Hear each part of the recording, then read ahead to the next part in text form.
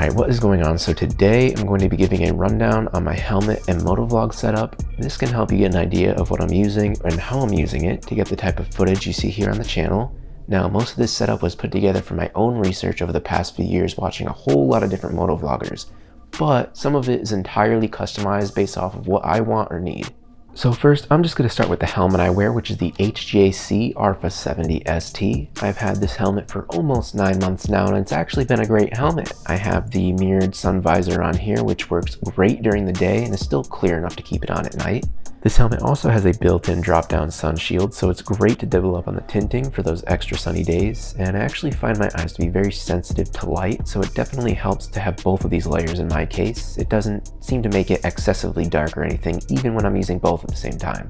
Now overall, this helmet has decent noise isolation from the outside, which definitely helps with any kind of sound recording you want to try and do, but I'll get more into that when we get over to the GoPro setup.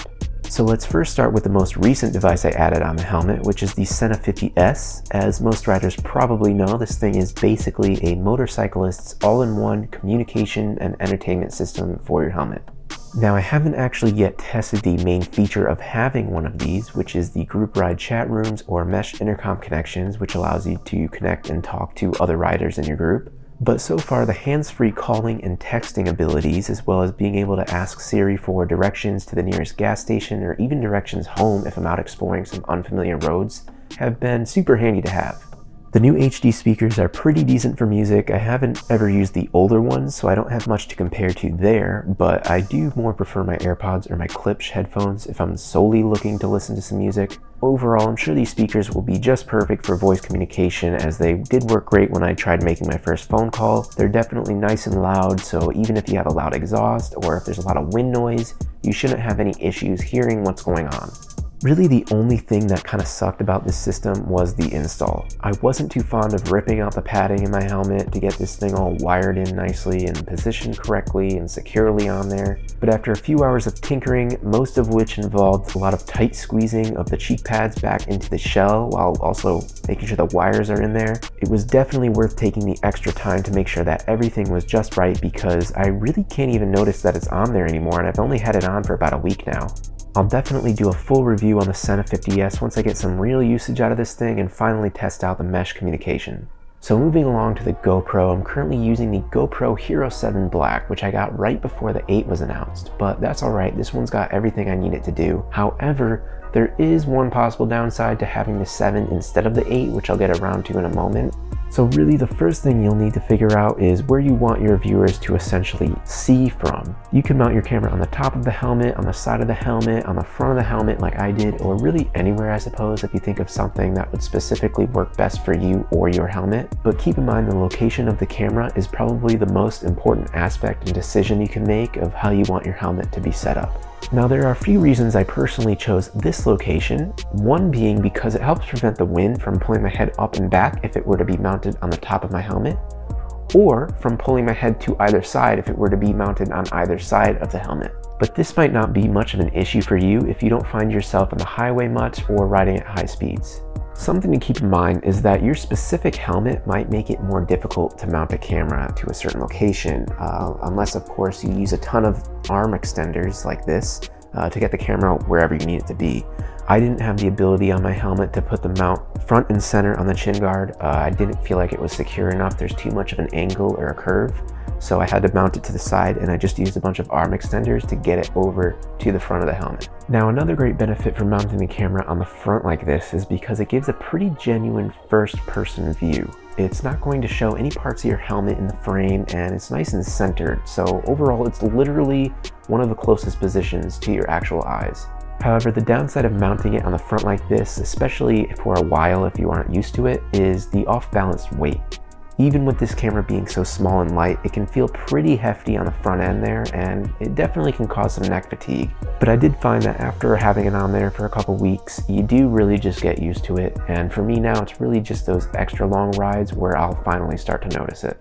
Now, quickly going back to the GoPro Hero 8, I think it's possible that the newer camera might actually be easier to manage over the 7, mainly because of this massive USB mic adapter that's required to use any kind of external microphone on the 7. On the Hero 8, it uses this new media mod attachment, which does add a little bit of bulk around the entire frame of the camera itself, but at least you don't have this ginormous adapter to deal with. Which, another thing to mention is you might have to worry about it disconnecting on you, since it does just plug into the side. Thankfully, in my experience, I haven't had that issue too much because it does get tucked away fairly securely right behind all of these screw knobs and all the arm extenders I had to use. The main wire gets pinched tightly between the camera and my helmet, which also helps keep it in place. The biggest complaint that I have is that it can be annoying to deal with this cable when I take the camera off of the helmet to either go charge it or use it for something else. It just kind of takes a little bit of extra fuss that I really would rather not have to deal with, but it is what it is. Now for the GoPro microphone itself, I'm using the Purple Panda lavalier that I have routed inside of my helmet alongside of the Sena. I put the Dead Cat on, which is included with the kit to help diffuse the wind noise that might get in, which, speaking of wind noise, I also recommend installing a chin skirt. This helmet came with one, but if yours didn't, I would try making one for yourself out of some type of cloth or foam of some sort.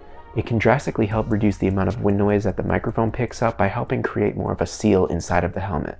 Now for the camera settings itself, we're actually going to go ahead and open up the GoPro app and connect to the camera just to make it a little bit easier to go through. It's also nice to do the live preview just to see what your camera currently looks like from wherever it's mounted. So starting at the top, we have the aspect ratio. I have mine set to 16:9. That's really just the base standard for anything video. Now moving on down, I like to shoot all of my videos in 4K resolution at 30 frames per second on SuperView.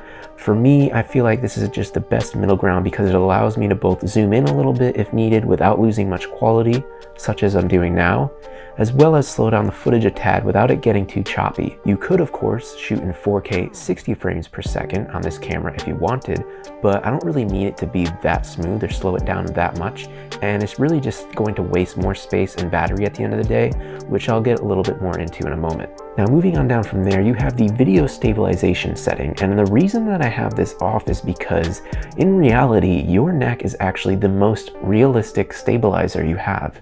If you have this setting on, it gives your video a very strange movement effect. Whenever you kind of move quickly or turn your head very fast, it's going to look really weird and strange.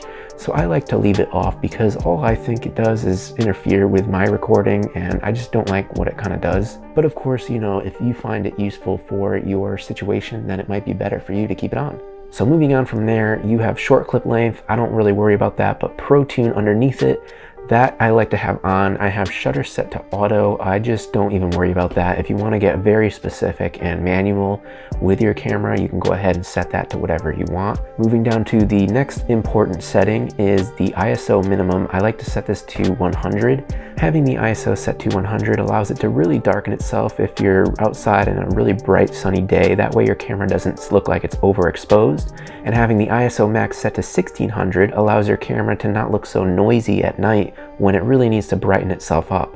Moving on down from there, we have the white balance setting. I have it set to auto because I think the camera does a fantastic job by itself, so I don't want to worry about having to set it every time. And moving all the way down to the bottom, we have the sharpness setting.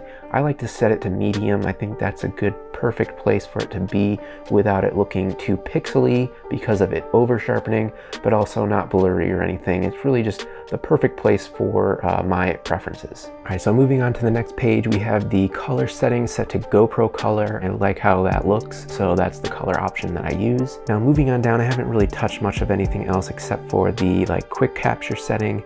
That allows you to quickly press one button and your camera will turn on to record, and once you hit the button again to stop recording, it will shut itself off. So it's a great battery saver and just makes it more convenient when you're ready to just start recording your motovlog or just start recording your ride, whatever you gotta do. Now moving on to the next page, two recommendations I definitely have is the LCD brightness. You should set that to 10%. I think that's the lowest it'll go. That will really help you save some battery. I think that the screen on the back of the GoPro really eats up the battery life, so I do believe that it turns itself off after a certain amount of time, even when you're recording. If you have that setting turned on, that also drastically helps increase battery life, but this will also help for when it is on for that short period of time. As for the GPS, I have it off. It's another battery user. And finally, for the audio input, I have it set to standard mic, and that really just has to do with the Panda lavalier mic that I have going into my GoPro. So going back to the battery and storage, I'm running a 128GB SanDisk Extreme Plus micro SD card, and that is good for just shy of 4 hours of recording at 4K 30. Now I don't ever really have to worry about the card filling up on a ride, but the batteries can be a different story. Now in my experience, I can get just over an hour of recording time before one of these guys dies. I do, however, keep 2 extra batteries with me at all times, and if I'm really going out far, I'll bring along my dual battery charger and just plug it into my portable battery pack for essentially unlimited battery life. So that's going to be it for this video. If you found it helpful, please don't forget to leave a like. I would really appreciate it, and let me know in the comments if you have any questions or need something explained a little further. Also, don't forget to follow me on Instagram at TheHypeBike, and until next time, peace.